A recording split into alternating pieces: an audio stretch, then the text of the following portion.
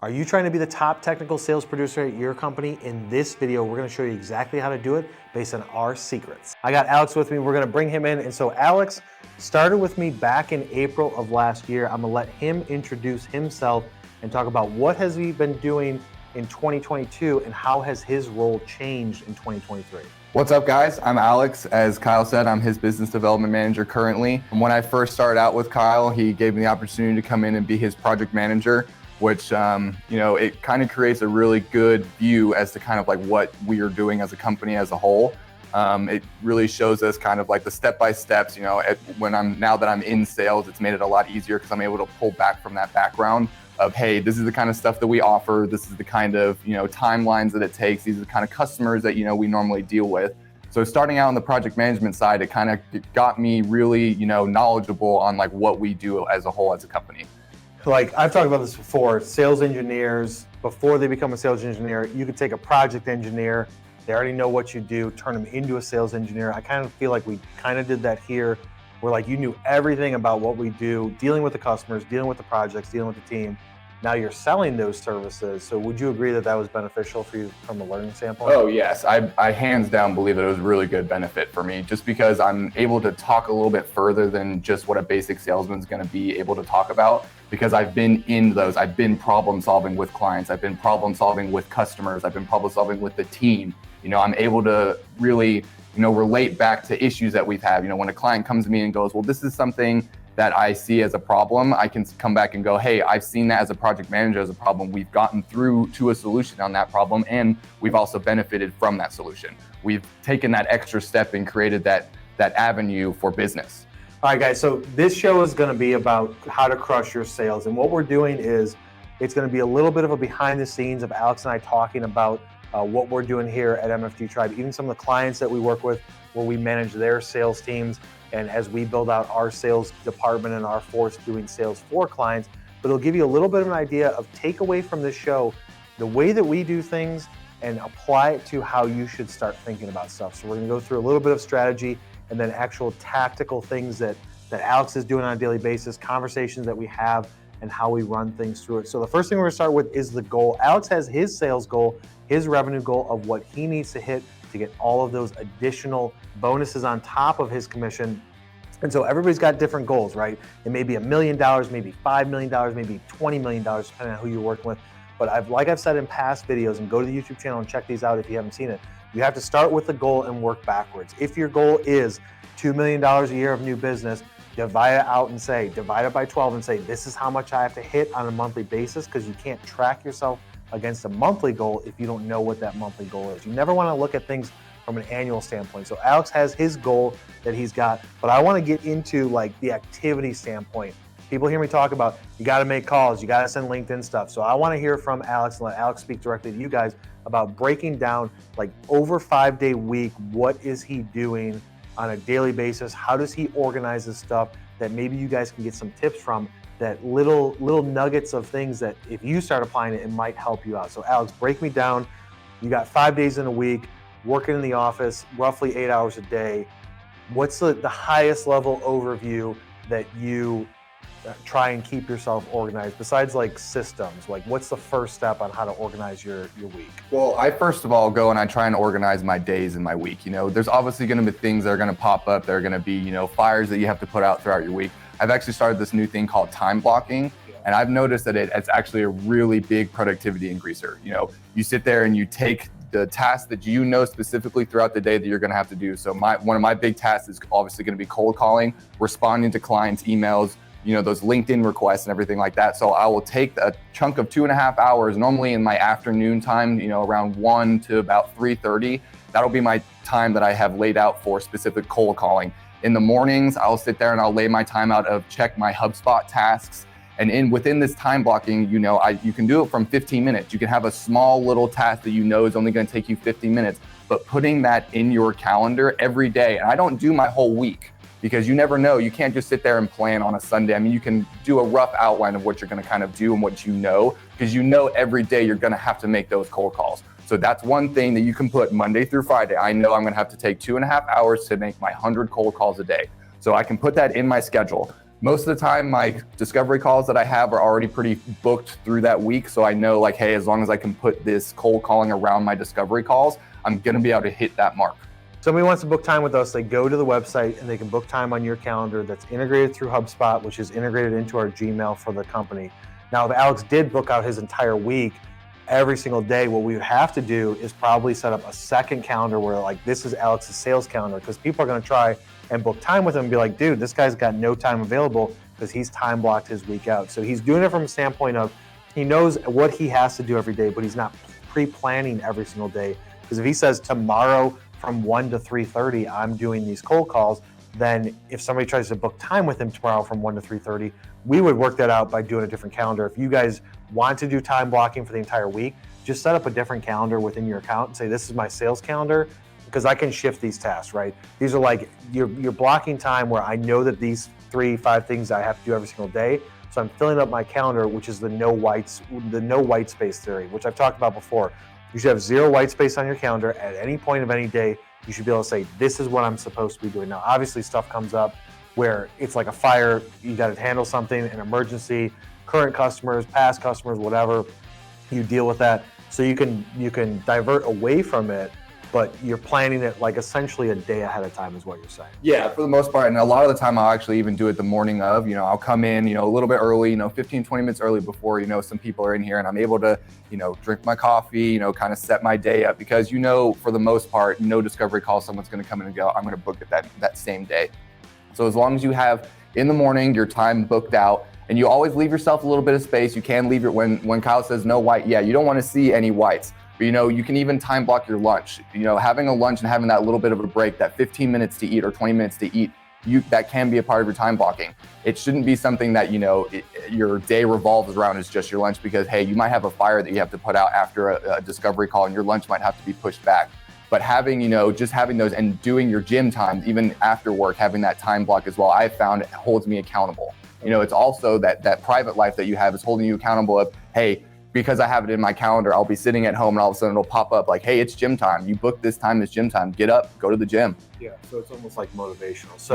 So breaking down your day, you've got cold calls that you have to do, right? And let's expand on that, because a lot of people have different opinions. I've always said 500 calls a week. That's what we do with a lot of our clients, and holding their salespeople accountable 500 calls a week. You can pound out 100 in, let's say, depending on if you have to go through a phone tree, 2.5 to maybe 4 hours, you can do 100 calls. Yeah. Walk me through, and for everybody else to see, so it's not just me talking about it. Tell me your experience with the cold calls, pros and cons, and how you kind of organize that. Well, I mean, you obviously get, you get the days where you don't talk to somebody, and those, those days are kind of those rough days that you kind of get down on yourself. But my whole goal is to talk to somebody, because we can offer somebody something to help them in their sales and marketing avenue or their problems that they have. I have something that I can offer them. I'm not going to get too down on myself if I don't specifically speak to someone or make that discovery call. Even touching base with somebody, getting someone to recognize and give you like oh, hey, no, keep emailing me. We're not interested right now. Keep emailing me. You have to emailing me. You have to take that as a win. They're not saying no to you. They're saying, hey, right now, I haven't really either A, thought about this currently, B, it's not something that's on our radar right now, or C, we haven't budgeted for that. But keeping that, hey, keep checking in on me, that's a win, guys. Not necessarily speaking and getting that discovery call booked in that same day. You have to take those little wins. You can't just get too beat up on yourself, because one day, I've had the days where I've called and it's like, I can't not talk to somebody. It's every other person. I'm actually at least talking to somebody or getting the information of, hey, I'm not the right person to currently talk to, but this is the right person. Then we get that new contact and we put that in our contact list. Yeah, and so when you're doing those calls, we just had a call with a client this morning that we're doing sales stuff for, and I feel like I constantly have to remind technical salespeople that you have to understand the purpose of the call. And I've talked about this so much, but I'm going to do it until I'm blue in the face. If the purpose of the first call you're making, the second, the third, you're trying to get a hold of somebody, if the purpose is to get an RFQ, if the purpose is to book a discovery call, then all of your questions need to revolve around that being the end goal. If the person says, I'm not the person to talk to, you have to follow up with a question and say, okay, understand that. Who is the right person to talk to? you have to go through that process in your mind before you start calling. Because if you just go into like, I'm going to smile and dial and knock out these 100 calls because Kyle and Alex told me to, that's the wrong way of thinking about it. You can make tens and hundreds of millions of dollars on the phone by booking appointments, getting RFQs. If you go into it knowing this is what I'm trying to get out of this, so all of the conversation should be focused around it. Now, you can get diverted and people can go down a different path and maybe it leads to something else, or maybe they just hang up on you. But at the end of the day, you have to look at it from the standpoint of, if I'm trying, like Alex is trying to book a discovery call. If he calls you, his goal is to get you on a discovery call to learn more about what you guys are doing and how we could possibly help. The questions that he's going to ask on that call are going to revolve around it. Sometimes it works, sometimes it doesn't if he gets a hold of somebody, but you kind of got to be like fluid, right? Like you're going into it with a quote unquote script, but you know for the most part what step 2 is, right? Yeah, and I have also actually found, guys, that when you get talking to a person, maybe they're not the right person, but they give you that contact of the right person, you can use that. Hey, I talked to Sally over here and they gave me your contact information. That's a door opener right there.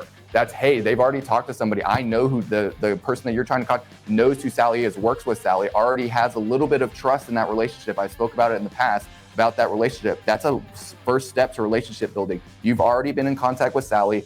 She's given you the contact to Bill. You're now, hey, I got your contact from Sally. That's that opening right there. And it's not some like sleazy sales things where it's like, you know, you actually spoke to the person, right? So building trust, you can't close a sale or have a sale without building that trust first. So as you're going through, so walk me through how we've organized, like, so we, as many people know, we're a HubSpot partner. We use HubSpot internally. We spend an insane amount of money monthly to manage that system and all of the features that it has. But walk me through, when it's time to cold call, what's your hit list? Who do you start with? Who do you end with, and how? And after you make the call, what are the steps that you do after that? So we have HubSpot ratings. You know, we have the HubSpot score and who's opened, who's clicked on links, who's actually opened the emails that we sent, who's engaged with us. My top list, when I come in on the first set of calls that I'm going to do, I'm going to try and hit those guys because they change every day.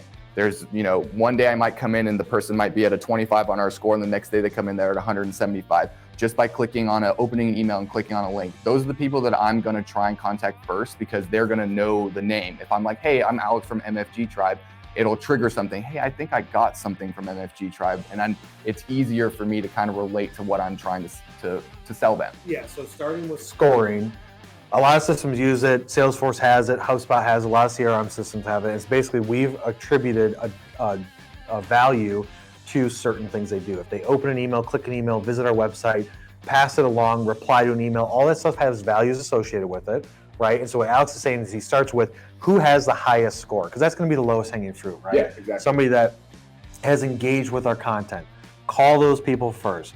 You leave them a voicemail. What do you do next? I normally see if they have a LinkedIn profile associated in the HubSpot, just because it's another way to touch base with them. You know, you're calling their work phone. A lot of times, a lot of people aren't going to be checking their voicemails or something like that. So you're going to reach out on their LinkedIn. And being, you know, in the manufacturing industry, or the manufacturing world, we know that there's a lot of people that have the LinkedIn, and a lot of them are active on those LinkedIns.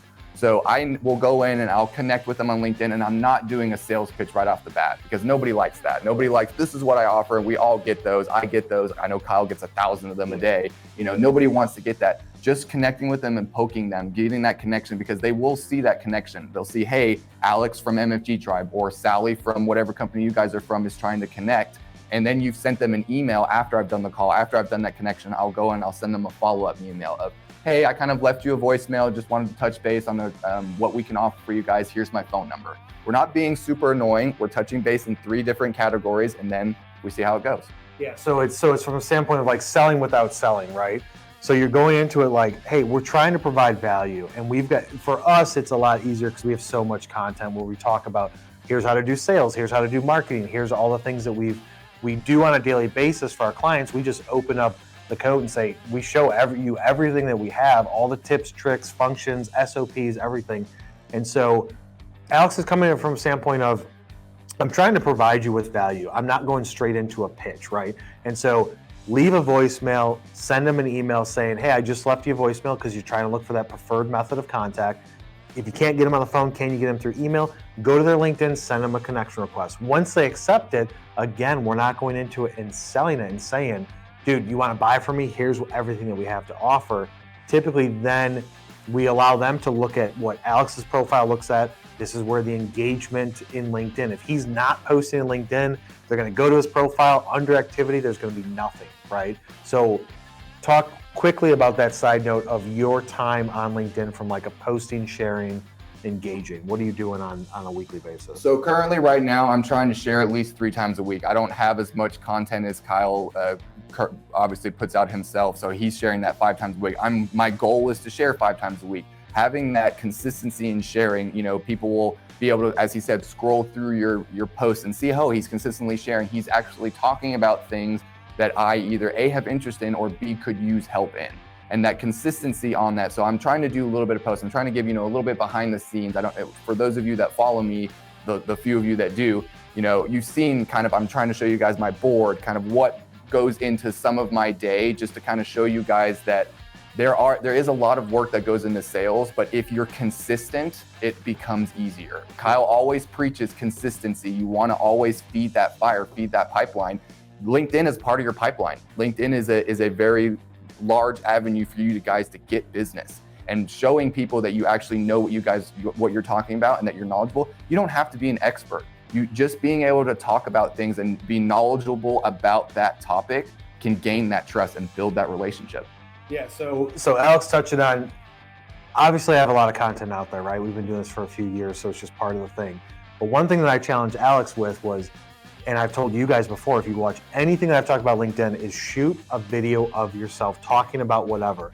And when we first talked about that, Alex was like, what am I supposed to talk about, man? Like, you gotta give me some clues. Like, what should the topic be? And I was like, you could just pull stuff, Yeah. I'm not as good, sometimes with that. It's like literally before this show, 3 minutes before the show started, I'm like, what are we talking about today, Alex? What's the name of the show? And let's figure out some bullet points. And I'm like, dude, we're just gonna walk people through how we do it, and there will be tips from it.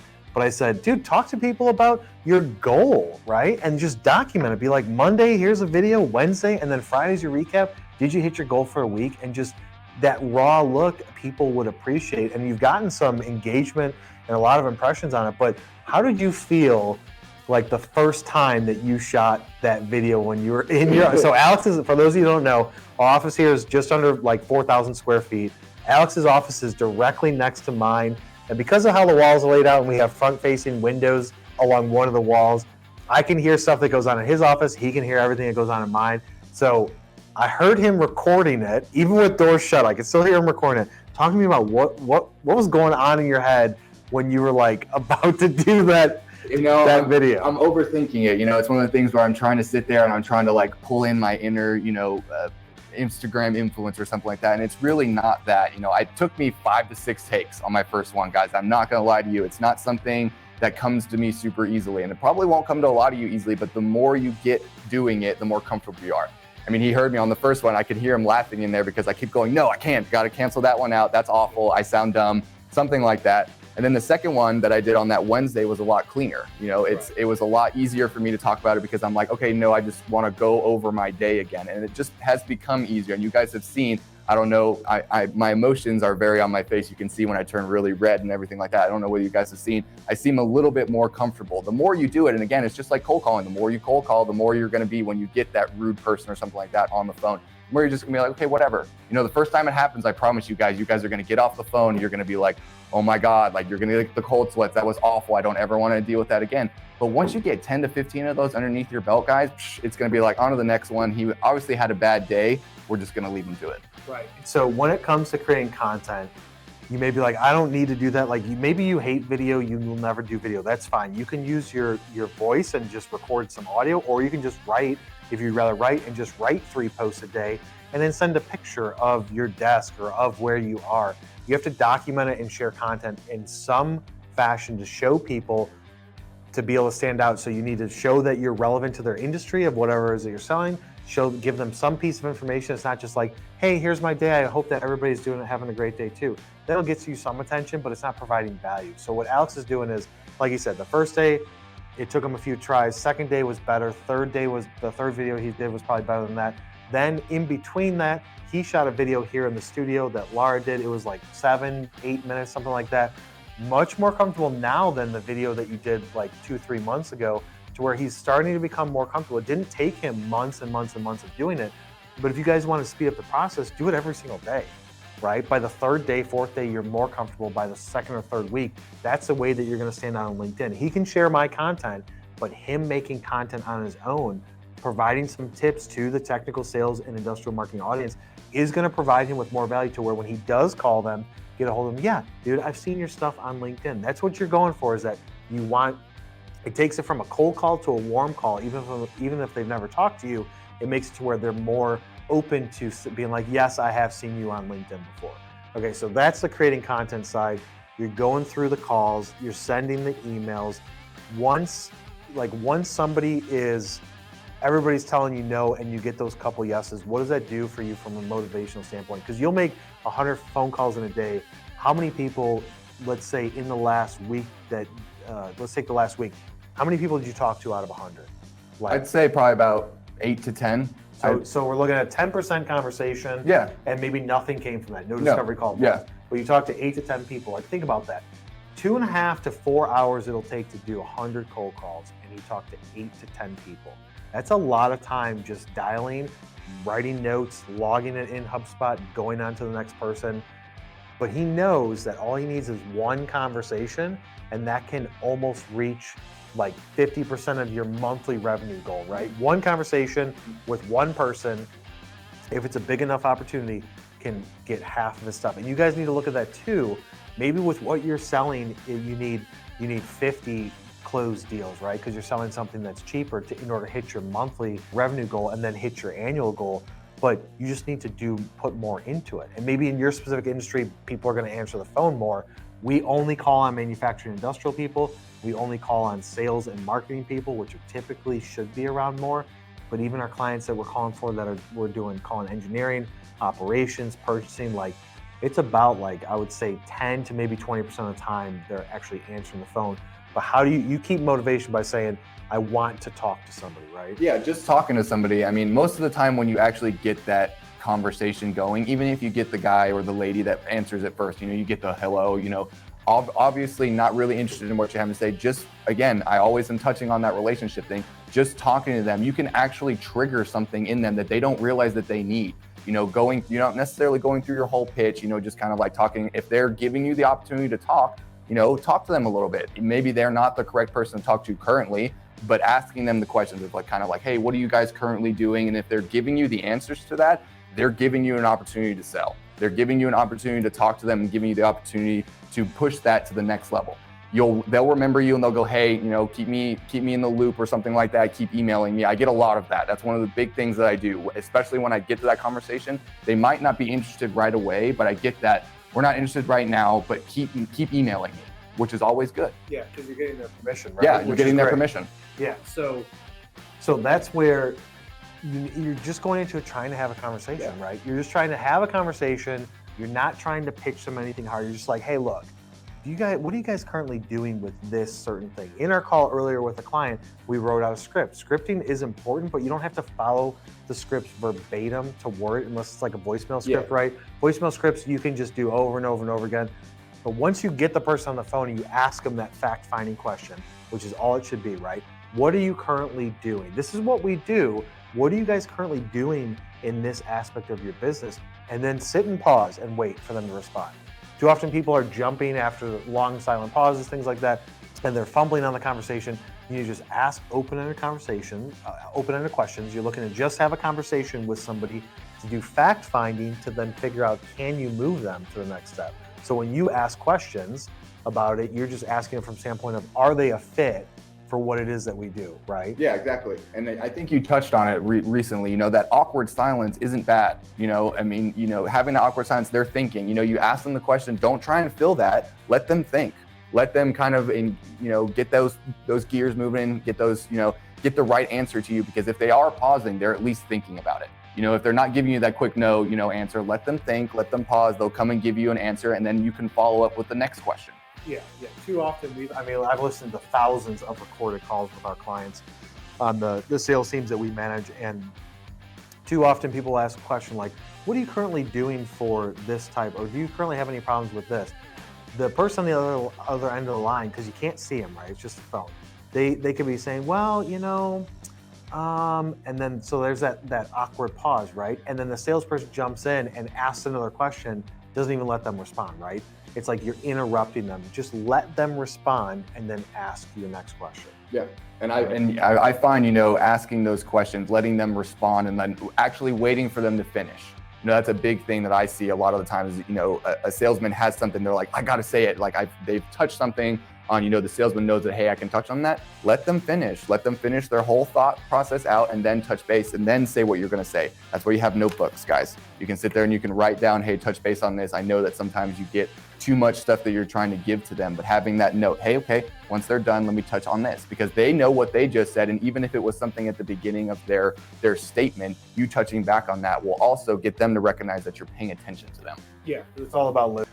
We've gone through, set your annual revenue goals, right? Break it down into monthly, then look at it from an activity standpoint. Most people underestimate the amount of activity it's going to take to hit that annual goal. They'll say, if I want to do $1 million in revenue, that means I need to close 10 deals at $100,000. And then that means that I'm going to have to make 100 phone calls to get 10 deals, or whatever it is. You underestimate typically how much time it's going to take to get put into the system to get the output back of what you're looking for. So looking at it from an activity standpoint, we typically recommend 500 calls, but we do have people that are going to be making more than 500 calls a week. It just depends on what part of your day is chunked out, right? If you're only doing the phone calls, if you're a business development specialist and you're teeing up conversations for your business development manager, sales engineer, whatever, then you're smiling down for 8 hours a day. You can make 200 calls, 300 calls, depending on how those conversations are. But you have to set a high number. Now, those veteran technical salespeople are probably looking at me like, dude, I ain't making 100 damn calls a day. That's fine. You don't have to. I can guarantee that your revenue goal is not where I would put it if I was in your situation. So maybe increase your revenue goal. And you may say, oh, dude, they wouldn't pay me that. Ask your boss if there's a cap on how much money you can bring in. And if there is a cap, say that that's what I want to go after. I want to bring in $10 million, $20 million worth of business this year alone, or whatever it is in the next 18 months, and then work backwards from that goal, but triple down on the activity. And take these tips that Alex is saying. Do some time blocks. Once you do your time blocks, you say, this is what I'm going to be doing from this amount of time. Go into your CRM system and say, this is what I have to do right now. I'm going to go through these people. I filter them in some way based on a scoring, based on engagement, whatever it is, and just go. And you can't only go after the people at the highest level, right? You'd be shocked at conversations of people that are like, dude, I didn't engage at all. And Alex calls them, and we end up doing a quote. Maybe they become a customer. Exactly. Right? It's happened. Guys, just because they don't open things either, that just because we touched on getting those high HubSpot scores or whatever CRM system you're using, doesn't mean don't go and touch those people that haven't engaged. Those people that haven't engaged might be not engaging because they haven't seen it. Yeah. And if you bring them something that they're interested in, they're going to go, oh my gosh, I could actually use that. Just because I haven't seen your emails, or just because, they don't have a LinkedIn, still reaching back out to them. And just because they don't have that LinkedIn, linked specifically to your CRM system, why don't you go out and type them in? You know the company they work for, most companies have that company page. Just, looking at that is also a really good opportunity. Yeah. So you make the phone call, you send an email letting them know that you left a voicemail. Then you find them on LinkedIn and send them a connection request. You're not trying to sell them. You're just trying to connect with them. It's going after the omnipresence, right? Being everywhere all at the same time. From a LinkedIn standpoint, you have to produce some vulnerable content. If you can be somewhat comfortable on video, shoot a video like Alex did. Go check out his page after you watch this. Those were the first 3 videos at this broadcasting time that he's ever done where it's camera facing him and he's recording himself. And look at how vulnerable he is and raw it is. And just take that and be like, dude, I can do that too. People will relate to that. So create some sort of content that is valuable to people. If you're selling industrial products, be like, hey, here's the top thing that we're distributing this week. This is the top product line that we're repping. This is something that we learned in engineering today about the flow of plastics, the flow of water, how to dissipate heat. Whatever it is that you're selling, try and provide some piece of value to the audience so that way people can say, hey, this person's actually producing valuable content. I will connect with them. And then when you go in later and hit them up, and you're not going to say, will you buy from me? You're going to say, hey, if you guys ever have a need, let me know, man. I'm here for you. If you ever have a need for this type of technical service or solution or plastics or robotics or any sort of integration, let me know, because I would love to have the opportunity to have a conversation with you about it. And that question, if you need anything, let me know. That gets them thinking too. It'll get them where they're actually thinking, okay, well, they offer all this kind of stuff. If they're looking at their marketing strategy and they go, well, they offered this, but we don't do that currently. It gets them to think. They might not necessarily tell you right then and there, that's something I'm interested in, but you putting that out there of, hey, I do this, I offer this, my company offers this, it'll trigger them to go, okay, hey, well, I didn't think that we needed them, but they're doing something that we're currently not doing. So maybe that's something that we could use them for. Yeah, so it's a traditional solution-based selling, right? We're offering a solution. First, we have to try and can we identify a problem, right? That's part of the discovery process. The fact-finding question. Do you have a problem currently? What's the 2 things that are keeping you up at night? What are 3 headaches that you currently have with your supply chain? Identify a problem and go through that solution. But by you talking about other things that our clients take advantage of are these things, they may not even know that they have a problem. And then they say, hey, dude, I can use that too. Let's talk about that. So you're offering them a solution while also at the same time letting them know, not by saying like, what we also do is all these other 30 things. You pair it from a conversation standpoint of they're saying that they have these things. And typically we've seen other clients that have those same issues also are interested in this other aspect or also would like to expand this other aspect. You apply that type of mentality to your pitch, to your calls. I 1000% guarantee you, if you go into it from a standpoint of I'm trying to solve your problems versus I'm trying to just pitch you some shit to buy, your sales success will drastically go through the roof. Guys, if you got any value on this, if you're watching a replay, leave a comment in the comment section. We get notified that I know that 12 o'clock on a Wednesday is busy time for salespeople and marketing people. You can't always attend the show. If you watch it on replay, leave a comment. We get notified and we can answer any questions you have or say, hey, that should be a good topic for another show. Go to the YouTube channel, subscribe to my YouTube channel as well as MFG Tribe, turn on notifications, and maybe if this goes well, Alex and I will do another one. We'll see you on the next one.